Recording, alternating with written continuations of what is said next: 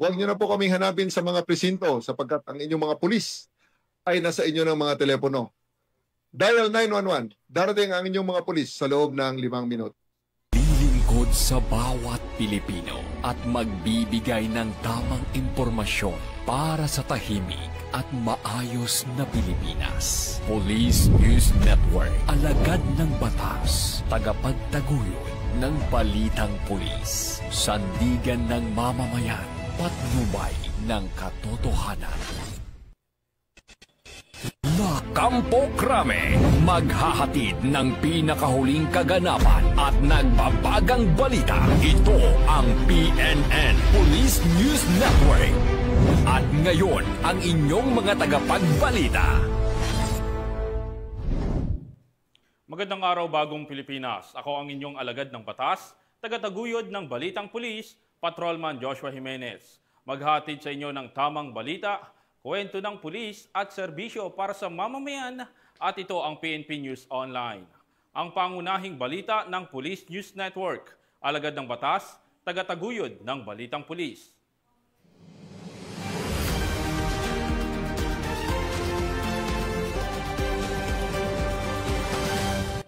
Narito ang mga balitang dapat niyong abangan. Babaeng illegal recruiter, bistado ng PNP Highway Patrol Group sa Davao City. High-value individual, arestado, shabu, baril at granada na kumpiska ng PNP at PIDEA BARM. At Bayanihan Typhoon Relief Mission, isinagawa ng Police Regional Office 6 sa Sebaste, Antique.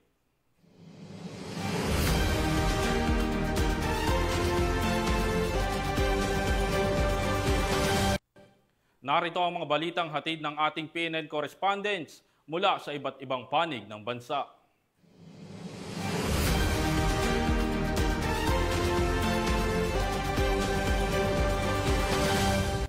Simulan natin ang balita mula sa bahagi ng Luzon.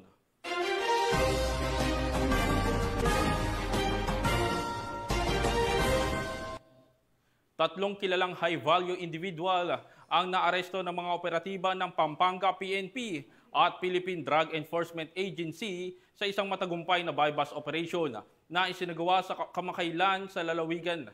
Nasamsam naman mula sa mga sospek ang mahigit kalahating milyong pisong halaga ng shabu. At ayan, ibabalita ni Patrolwoman Jilly Peña. Nasa kote ng mga operatiba ng Pampanga PNP sa pakikipagtulungan ng Philippine Drug Enforcement Agency ng Region 3 ang tatlong high-value targets na sangkot umano sa bentahan ng ilegal na droga sa sinagawang buy-bust operation sa Barangay Maimpis, City of San Fernando, Pampanga. Kinilala ni Police Lieutenant Colonel Aris Gonzales, Chief of Police ng City of San Fernando Police Station, ang mga naarestong suspect na sina alias Kutil, 48 anyos, pedicab driver alias Joms, 48 anyos, walang trabaho, kapwa mga residente ng nasabing lugar, at alias Otep, 36 anyos, freelancer, presidente ng Purok 2, Barangay Sagin, City of San Fernando, Pampanga. Ang mga suspect ay nahuli na aktong nagbebenta ng hinihinalang shabu at na-recover mula sa kanila ang mga sumusunod na ebidensya.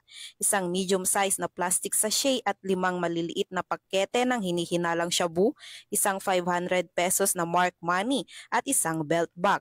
Tinatayang nasa 80 grams ang kabuang bigat ng mga nakumpiskang droga na may standard drug price na aabot sa 544,000 pesos.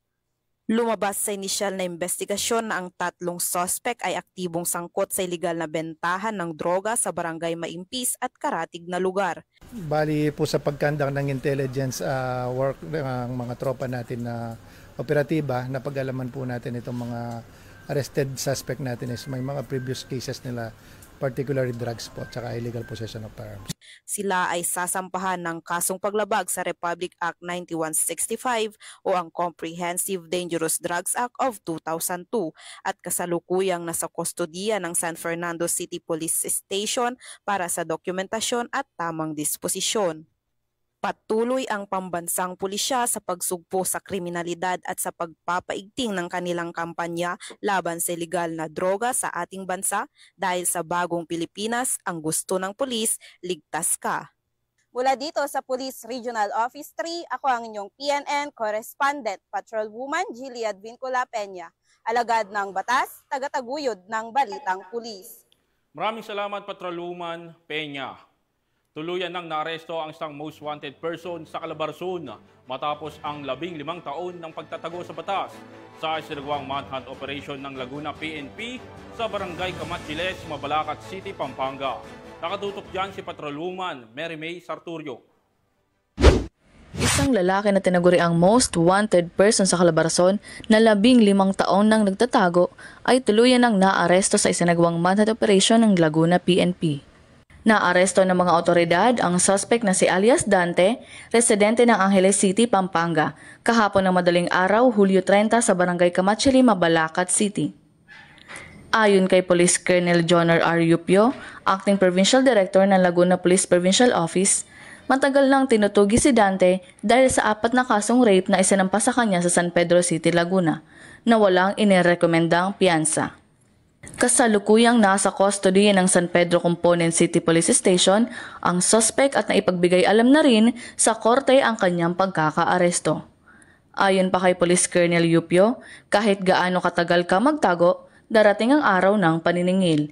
Sa arestong ito, muling napatunayan na ang hustisya ay laging nananaig. At kung mayroon po tayong concern at any help, may mga phone number po tayo. And then, hindi lang po yung 911 po natin, hindi lang po ito para sa crime incident. Ito po ay makakatulong din po sa response and then mga rescue na kailangan ng ating mamamayan. Mula rito sa Calabarzon, ako ang Police News Network Correspondent, Patrolwoman Mary May Sarturio. Alagad ng batas, tagataguyod ng balitang pulis. Maraming salamat, Patrolwoman Sarturio. Sa kulungan ng bagsak ng 2 lalaki matapos maaresto ng Parañaque PNP sa paglabag sa Republic Act 9165 o mas kilalang Comprehensive Dangerous Drugs Act of 2002. Tinutukan niya ni Patrolwoman Verna Gundran. Arestado ng Station Drug Enforcement Unit ng Parañaque City Police Station sina alias Mau at Marivic, kapwa residente ng Tramo Street, Barangay San Dionisio, pasado 3:50 ng madaling araw nitong Hulyo 30, 2025. Nahuli ang dalawa sa ikinasang bypass operation dahil sa paglabag sa Section 5 at 11, Article 2 ng RA 9165. Nasamsam sa kanila ang hinihinalang shabu na tinatayang nagkakahalaga ng 68,000 pesos. Dinala sa District Forensic Unit ang mga ebidensya para sa pagsusuri. Ayon sa pulisya, patunay ito ng kanilang dedikasyon laban sa paglaganap ng illegal na droga. Mula dito sa Camp Bagong Diwa, Bicutan, Taguig City, ako po ang inyong PNN Correspondent, Patrolwoman Verna Gundran, alagad ng batas, tagataguyod ng balitang pulis. Maraming salamat, Patrolwoman Gundran.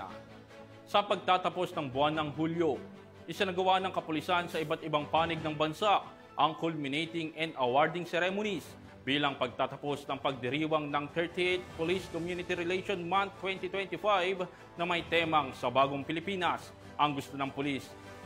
Ang gusto ng pulis ka. Narito ang report mula sa ating PNN correspondent. Bilang pagdiriwang ng 30th Police Community Relations o PCR Month, nagsagawa ang Southern Police District ng isang seremonya para sa pagbibigay parangal nitong July 30, 2025 na ginanap dito sa SPD Grandstand. Ang tema ng selebrasyon ay sa Bagong Pilipinas, ang gusto ng pulis, ligtas ka, na layuning ipakita ang kahalagahan ng pagtutulungan ng pulisya at ng komunidad para sa kapayapaan at kaligtasan ng lahat.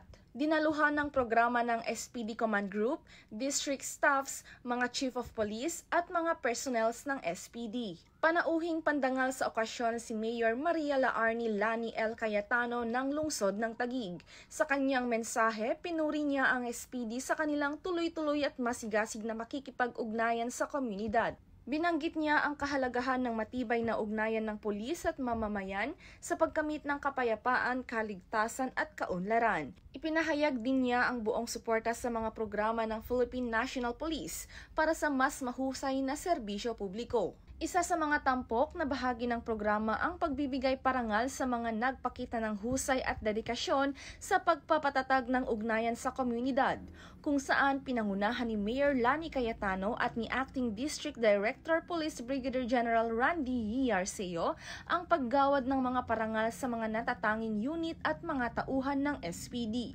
Nakuha ng Muntinlupa City Police Station ang Outstanding PCAD City Police Station para sa taong 2025. Nakuha naman ng Pateros Municipal Police Station ang Outstanding PCAD Municipal Police Station. District Mobile Force Battalion naman ang nakakuha ng Outstanding PCAD District Mobile Force Battalion. Itinanghal na Outstanding PCAD Junior PCO si Police Major Jeric Tilaon ng Las Piñas City Police Station. Outstanding PCAD Senior PNCO si Police Master Sergeant Rondel Asuncion ng Pasay City Police Station. At Outstanding PCAD Junior PNCO si Patrolman Evangelino Delgado ng Las Piñas City Police Station. Nakatanggap rin ang Taguig City Police Station ng Special Citation Award. Una sa lahat, nagpapasalamat po ako sa Southern Police District at ako po ang nawardan bilang Outstanding Senior PCAD PNCO sa Police Community Relation Month ngayong taon. At sundin lang po natin ang direktiba ng ating mahal na Regional Director, Police Major General Abirin, ang AAA, yung Able Active Allied. Maraming salamat po. Ang naganap na aktibidad na ito ay hindi lang pagkilala sa mga mahuhusay na opisyal at unit ng SPD, kundi pagpapakita rin ng mas matibay na ugnayan ng pulisya at ng komunidad. Ipinapaalala ng programa na ang pagpapanatili ng kapayapaan at kaayusan ay responsibilidad ng lahat sa tulong ng pagtutulungan, tiwala at aktibong partisipasyon ng bawat mamamayan. Mula dito sa Southern Police District, ako ang inyong PNN correspondent, Patrolwoman Rina Joy Sendalire, alagad ng batas, tagataguyod ng Balitang Pulis.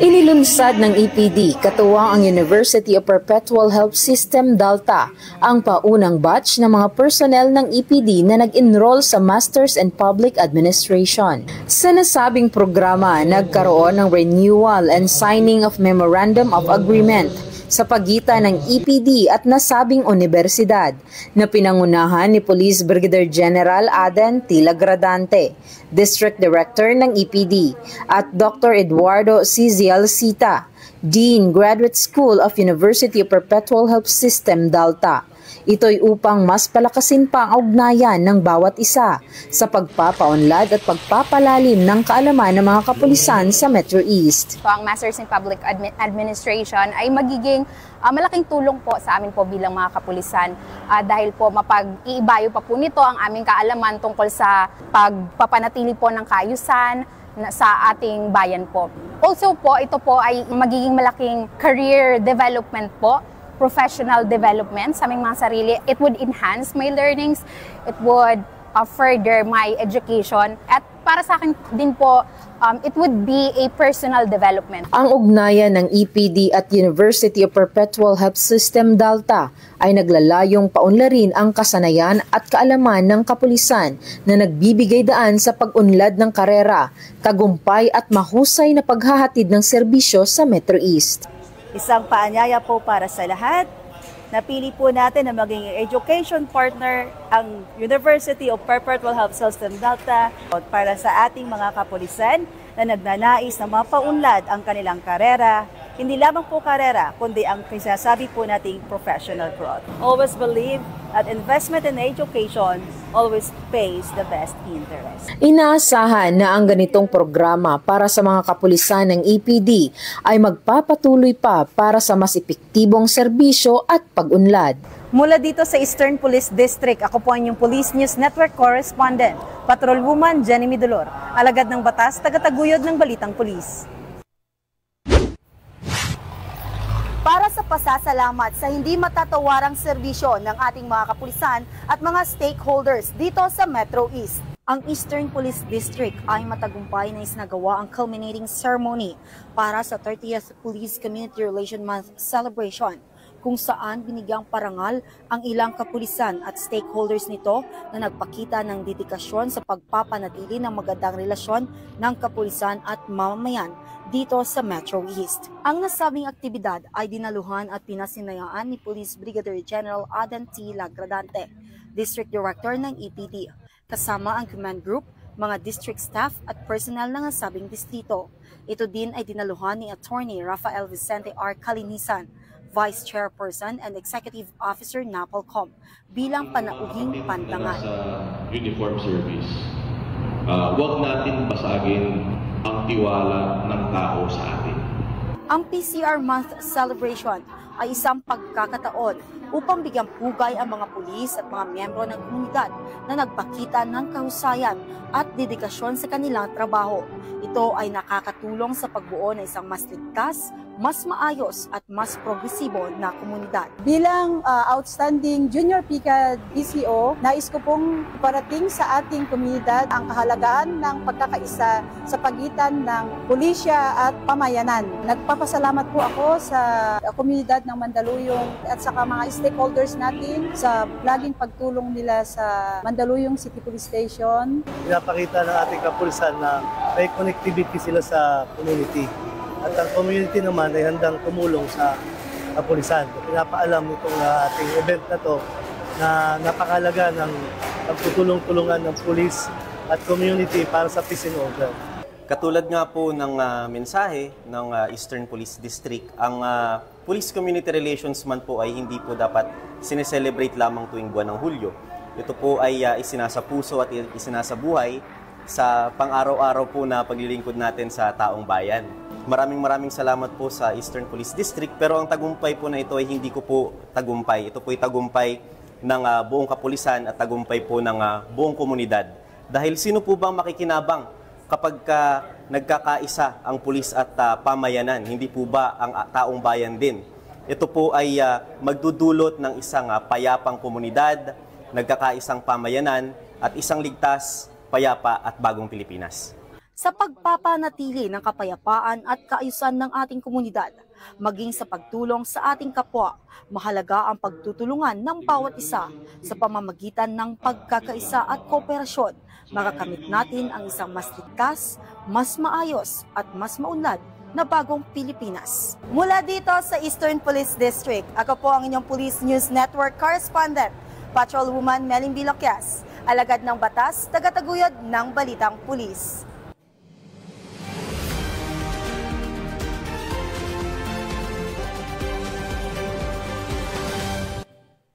Bilang bahagi ng paghahanda sa panahon ng sakuna at pagbaha, nagsagawa ng isang water search and rescue orientation ang Northern Police District sa mga kapulisan ng Kamanava. Yan ang balitang hatid ni Patrolwoman Glazel Ann Esperanza. Ng isang orientasyon ang Northern Police District patungkol sa water search and rescue na dinaluhan ni Police Lieutenant Colonel Shelo L. Calicdan, Officer in Charge ng District Mobile Force Battalion, at ni Police Captain Brian T. Melad, Company Commander ng 151st Special Action Company, Search, Rescue, and Recovery Unit Force Support Battalion na magsisilbing tagapagsanay. Ang mga kalahok ay mula sa kapulisan ng Kamanava at DMFB. Sila ay sasailalim sa masusing pagsasanay upang palawakin ang kaalaman at kasanayan sa pagtugon sa mga insidenteng may kinalaman sa tubig gaya ng pagbaha at pagkalunod. Matututunan nila ang tamang teknik ng water rescue, paggamit ng kagamitan, kaligtasan ng biktima at rescuer, at koordinasyon sa panahon ng emerhensiya.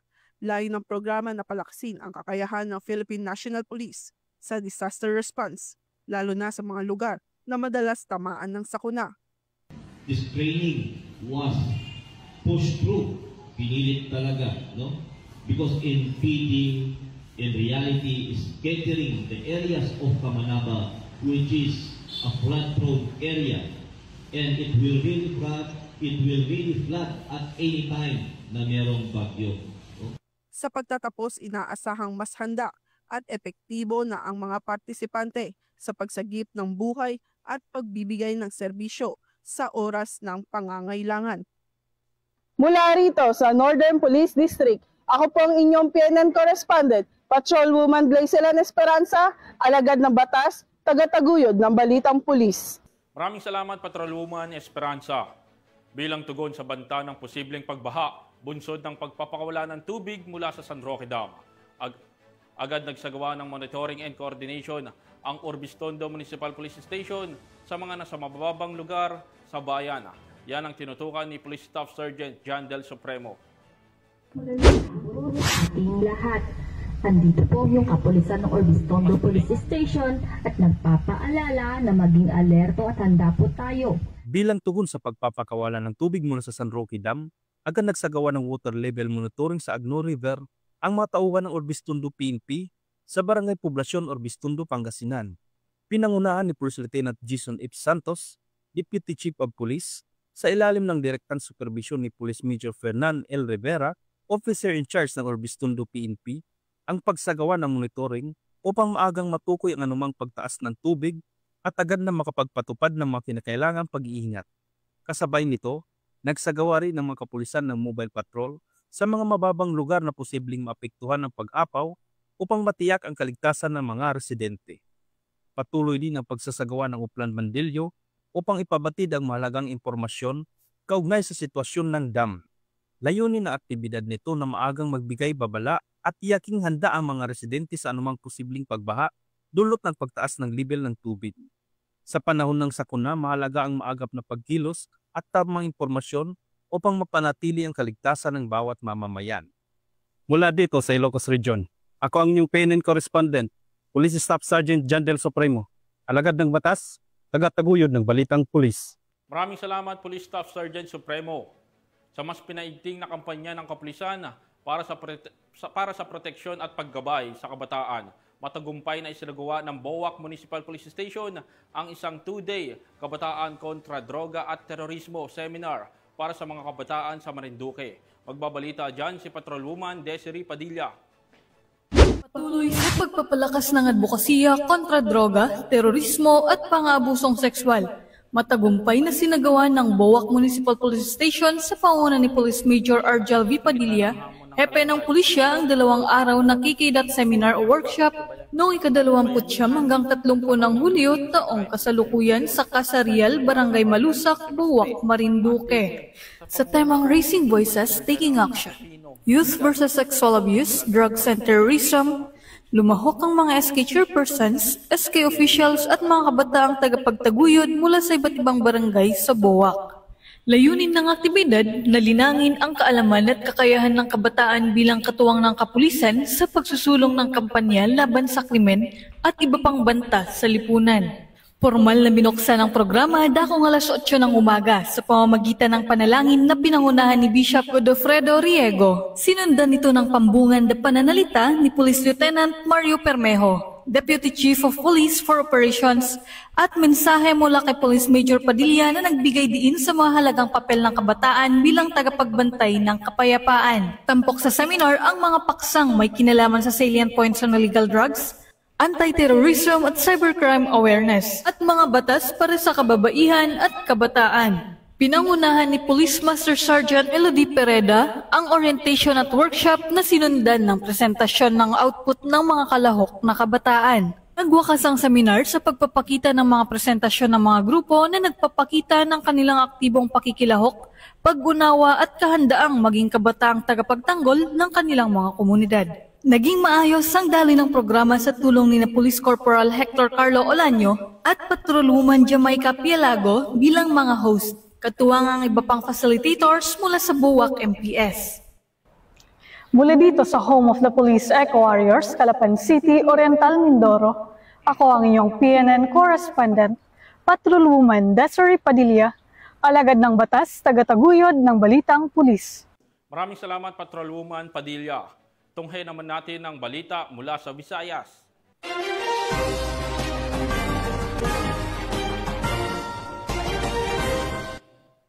Sa gitna ng hamon ng kalamidad, ipinamalas ng Police Regional Office 6 ang diwa ng malasakit at bayanihan sa pamamagitan ng isang typhoon relief mission na isinagawa sa bayan ng Sebaste, Antique, sa pangunguna ni Police Brigadier General Josefino Ligan, Regional Director ng Police Regional Office 6. Patrolwoman Ledeline Bansagon sa balita.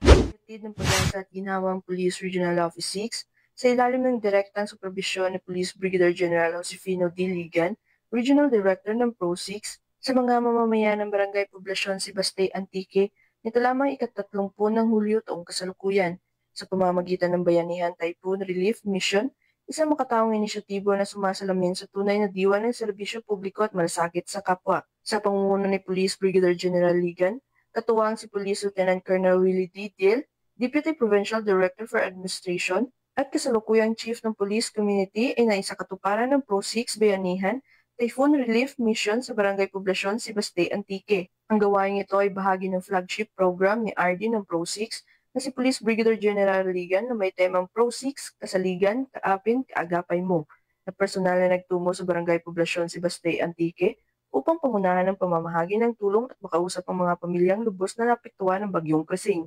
Layunin ng programang ito na higit pang mapalawak ang serbisyo publiko ng PNP at mas mapatibay ang ugnayan ng pulisya sa komunidad, lalo na sa panahon ng sakuna at kagipitan. Bilang paunang tugon, nagsagawa ng feeding program mga kapulisan para sa mahigit 200 katao na lubang naapektuhan ng bagyong Krising na nagbigay ng agarang ginawa at sustansya sa mga residenteng nawala ng tirahan at kabuhayan dahil sa matinding pagbaha at landslide na tumama sa kanilang lugar. Kasunod nito, personal ay pinamahagi ni Police General Ligan ang mga food packs at iba pang pangunahing pangangailangan sa humigit kumulang 175 pamilya mula sa barangay na naapektuhan ng kalamidad. Ang kanyang aktual na pagharap at pagkikilahok sa pamamahagi ay nagpakita ng kanyang malasakit at epektibong pamumuno bilang ama ng rehiyon. Ang misyong ito ay patunay ng walang sawang pagtugon ng PNP sa mga pangangailangan ng mamamayan, hindi lamang sa larangan ng seguridad kundi maging sa aspekto ng kalusugan, kabuhayan at kapakanan. Sa pamamagitan ng mga makataong aktibidad gaya nito, mas pinatitibay ng PRO6 ang tiwala at suporta ng komunidad sa pulisya. Tunay ngang sa ilalim ng programang Kasaligan, Kaapin, Kaagapay Mo, ang pulis ay hindi lang tagapagtupad ng batas, kundi katuwang ng bawat Pilipino sa pagbangon. Sumasalamin ang inisyatibo na ito, na muling pinatunayan ng PRO6 na ang tunay na diwa ng serbisyo ay ang maging sandigan at kasama ng bawat mamamayan sa lahat ng oras, lalo na sa panahon ng pangangailangan. Mula dito sa Police Regional Office 6, ako ang inyong Police News Network Correspondent, Patrolwoman Ledeline Bansagon, alagad ng batas, tagataguyod ng Balitang Pulis. Maraming salamat Patrolwoman Bansagon. Bilang bahagi ng pagdiriwang ng 38th Police Community Relation Month, matagumpay na isinagawa ng Regional Medical and Dental Unit 7 ang Nutrition Fair 2025 na layong paigtingin ng serbisyong pangkalusugan para sa kapulisan. Alamin ang kaganapan mula kay Patrolwoman Flora May Azares. Ngayong araw ay sinasagawa ng Regional Medical and Dental Unit 7 ang Nutrition Fair 2025, kaugnay sa pagdiriwang sa PCR Month celebration. Pinangunahan ang aktibidad ni Police Lieutenant Colonel Marilyn P. Ignacio, Officer in Charge ng RMDU 7, habang nagsilbing pangunahing pandangal at keynote speaker si Police Brigadier General Junicio B. Bartolome Jr., Deputy Regional Director for Administration, bilang kinatawan ni Police Brigadier General Rodrigo A. Maranan, Regional Director ng Police Regional Office 7. Layunin ng Nutrition Fair na palakasin ang kaalaman at pagpapahalaga ng PNP personnel sa wastong nutrisyon at malusog na pamumuhay. Kabilang sa mga isinagawang aktibidad ang Taibo Class bilang panimulang ehersisyo, information drive kasamang AUMSLAI, ceremonial giving of fruit packs, lecture patungkol sa awareness on healthy choices and nutrition, body composition analysis, nutrition assessment and counseling, at pamimigay ng multivitamins at iba pang promotional materials mula sa mga katuwang na organisasyon. Ang aktibidad ay naisakatuparan sa pakikipagtulungan ng mga partners at stakeholders gaya ng Nutritionist Dietitian Association of the Philippines Cebu Chapter, Yakult Philippines, AUMSLAI, Calbe International at Anytime Fitness. Humigit kumulang 80 ang benepisyaryo mula sa mga personal ng Police Regional Office 7 ang lumahok sa naturang programa. Ang ganitong mga aktibidad ay patunay na walang humpay na pagsusumikap ng RMDU 7 at ng buong hanay ng mga kapulisan ng PRO 7 na tiyakin ang kapakanan at kalusugan ng kanilang hanay bilang katuwang sa pagbibigay ng makabuluhang serbisyo publiko. Mula dito sa Central Visayas, ako ang inyong Police News Network Correspondent, Patrolwoman Flora May Azares, alagad ng batas, tagataguyod ng Balitang Pulis. Narito naman ang balita mula sa bahagi ng Mindanao.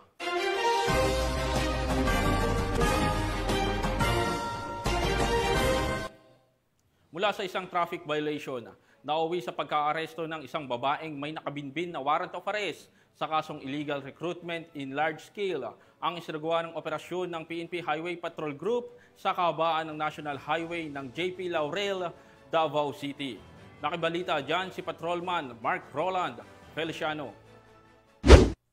Nalaboso ang isang babaeng may warrant of arrest sa kasong illegal recruitment in large scale nang magsagawa ang PNP Highway Patrol Group ng anti-carnapping operation sa kahabaan ng National Highway ng JP Laurel sa Davao City. Nang ma-flag down ng HPG ang isang sasakyan na may violation na obstruction, nang beripikahin ng HPG ang driver ng sasakyan ay wala ring maipakitang mga dokumento. Sa pag-iimbestiga pa ng HPG ay napag-alaman na isa sa mga sakay nito ay isa pala sa mga wanted person na pinaghahanap ng saligang batas. Nagbigay naman ng panayam si Police Major Jordan Romel Siyang sa nasabing operasyon. Agarang naglunsad ng anti-carnapping at manhunt operation paugnay sa one-time big-time operations ng Highway Patrol Group at namataan ang isang sasakyan na nakaparada sa hindi naaayon na lugar. At noong sinita ng ating mga operatiba, napansin na ang pasahero nito ay ang mismong tao na may kasong illegal recruitment in large scale. Agad na inaresto ang nasabing individual at binasahan ng kanyang karapatan sa dialekto na kanyang naiintindihan. Sa ngayon ay nasa kustudiya siya ng Regional Highway Patrol Unit 11 para sa dokumentasyon at tamang disposisyon. Asahan po ninyo na patuloy natin tutugisin ang mga nagkasala sa ating saligang batas. Kinilala ang suspect na si Alias Shai na taga Polomolok, South Cotabato at pansamantalang nasa kustudiya ng Regional Highway Patrol Unit 11 habang inaantay ang pagharap nito sa korte. Ang operasyong ito ay naging matagumpay dahil sa patuloy na koordinasyon ng HPG sa iba pang PNP Territorial Units sa Riyong 11 upang makamit natin ang kapayapaan at kaligtasan na hatid ng bagong Pilipinas. Kami ang Guardian of the Highways, ang kakampi nyo sa kalsada na patuloy na magbibigay ng serbisyong HPG dahil dito sa ating bagong Pilipinas, ang gusto ng pulis, ligtas ka.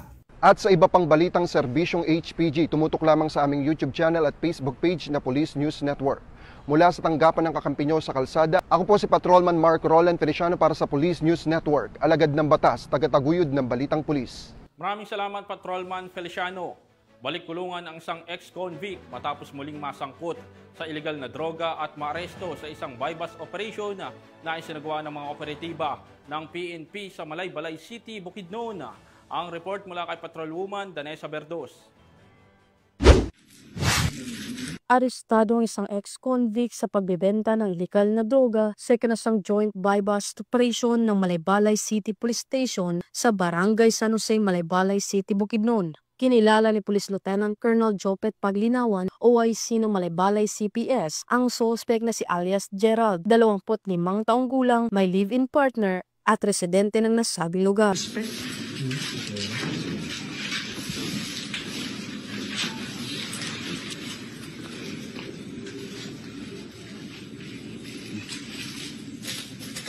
Sa ikinasang operasyon bandang alas 12 ng hapon ay nakuha mga pakete ng hinihinalaang shabu, isang wallet, isang cellphone at isang 500 peso bill na ginamit bilang buy-bust money. Naharap ang suspect sa kasong paglabag sa RA 9165 o Comprehensive Dangerous Drugs Act of 2002. Mula dito sa Camp Capistrano, Gusa, Cagayan de Oro City, ako ang inyong Police News Network correspondent, Patrolwoman Danessa Berdos, alagad ng batas, tagataguyod ng balitang pulis. Maraming salamat Patrolwoman Berdos. Arestado ang isang most wanted person sa bisa ng warrant of arrest kaugnay sa kasong robbery with homicide sa Davao City. Ang detalye ng report mula kay Patrolwoman June Marijoy Rupin. Bagsak na sa kamay ng batas ang isang lalaking itinuturing na most wanted person sa kasong robbery with homicide matapos ang matagumpay na joint operation ng iba't ibang unit ng pulisya noong ika-30 ng Hulyo sa Barangay 23, Quezon Boulevard, Santa Ana, Davao City. Sa pangunguna ng mga operatiba ng Tagum City Police Station, inihain ang warrant of arrest laban sa suspect na si alias Roy, 19 anyos na residente ng Purokgalingan, Barangay Mankilam, Tagum City, Davao del Norte. Ang matagumpay na pagsilbin ng warrant ay bunga ng masusing koordinasyon at pagtutulungan ng mga unit ng pulisya mula sa dalawang lungsod at patunay ng patuloy na pagsusumikap ng kapulisan na panatilihin ang kaayusan at hustisya sa mga komunidad. Inaasahang harap sa tamang proseso ang akusado habang nanatili ito sa kustodiyan ng mga otoridad. Mula dito sa Police Regional Office 11, ako ang inyong PNN correspondent, Patrolwoman John Mary Joy Rupin, alagad ng batas, tagataguyod ng Balitang Pulis. Maraming salamat, Patrolwoman Rupin. Bumagsak sa kamay ng batas ang isang high-value individual matapos ang matagumpay na operasyon ng Philippine National Police at Philippine Drug Enforcement Agency sa Barangay Balakayon, Pahamudin Special Geographic Area ng Bangsamoro Autonomous Region in Muslim Mindanao. Nakibalita dyan si Patrolwoman Angela Bandarlipe. Arestado ang isang high-value individual sa bypass operation ng PNP PDEA nito lang may 29 ng Hulyo taong kasalukuyan sa Purok 1, Balakayon, Pahamudin Special Geographic Area BARM. Arestado sa naturang operasyon si alias Mascod matapos positibong bentahan ng shabu ang mga operatiba mula sa PDEA BARM, katuwang ang Maguindanao del Norte Police Provincial Office, 34th Infantry Battalion ng Philippine Army. Nasamsam sa operasyon ang tinatayang 5 gramo ng hinihinalang shabu, marked money, iba't ibang drug paraphernalia, isang caliber 45 Springfield Armory pistol, isang revolver, isang MK2 hand grenade, mga bala at isang identification card. Maharap ang suspect sa mga kasong paglabag sa Republic Act No. 9165 o Comprehensive Dangerous Drugs Act of 2002, RA 10591 o Illegal Possessions of Firearms and Ammunitions at RA 9516 o Illegal Possessions of Explosives. Ang operasyon na ito ay patunay ng pinagting ng kampanya kontra iligal na droga at matibay na pagtutulungan ng mga ahensyang nagpapatupad ng batas para sa kapayapaan sa Rio ng Bangsamoro. Mula rito sa Rio ng Bangsamoro, ako ang iyong PNN correspondent, Patrolwoman Angela Bandarlipe, alagad ng batas, tagataguyod ng Balitang Pulis. Maraming salamat, Patrolwoman Bandarlipe. Para sa huling balita, patuloy na pinatitibay ng General Santos City Police Office ang kanilang kahandaan at disiplina sa pamamagitan ng isinagawang monthly showdown inspection ng mga kagabitang pampulisya. Narito ang report ni Patrolwoman Brailyn Jean Cabonilas.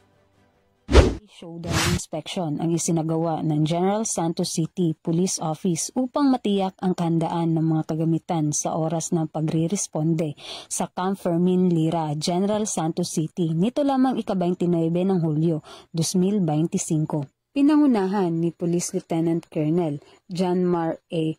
Remondaro, DCDA, Police Lieutenant Colonel Aldrin M. Gonzales, DCDO at Police Captain Jane Marie Bajo, Chief Supply and Logistics Section at staff officers ang pag-i-inspeksyon sa mga patrol vehicles at motorcycle. Ang mahalagang hakbangin na ito ay alinsunod sa direktiba ni Police General Nicolas Torre III na nagbibigay diin sa kahalagahan ng pagiging handa sa pagre-responde. Nitiyak ng aktibidad na ang lahat ng police mobility ay mapanatili sa kondisyon at mabigay ng ating kapulisan ang agarang responde sa panahon ng krisis. Mula dito sa Police Regional Office 12, ako po ang inyong PNN correspondent, Patrolwoman Brailyn Jean Cabonilas, alagad ng batas, tagataguyod ng Balitang Pulis. Maraming salamat, Patrolwoman Cabonilas. At yan ang mga balitang nakalap ng ating PNN correspondents mula Luzon, Visayas at Mindanao. Sa ngalan ng pamunuan ng Philippine National Police, sa pangunguna ni PNP Chief Police General Nicolas Torre III at sa pamumuno ni President Ferdinand Bongbong Marcos Jr., kami ay maglilingkod sa bawat Pilipino at magbibigay ng tama at balanseng balita. At sa mga mahal naming kababayan, huwag na kayong maghanap ng pulis sa presinto sapagkat kami po ay nasa inyong mga telepono. Tumawag sa 911, darating kami sa loob ng 5 minuto. Mula rito sa tanggapan ng tagapag-ugnay ng Pambansang Pulisya, ako ang inyong alagad ng batas, tagataguyod ng Balitang Pulis, Patrolman Joshua Jimenez, maghatid ng tamang balita, kwento ng pulis at serbisyo para sa mamamayan at ito ang PNP News Online, ang pangunahing balita ng Police News Network.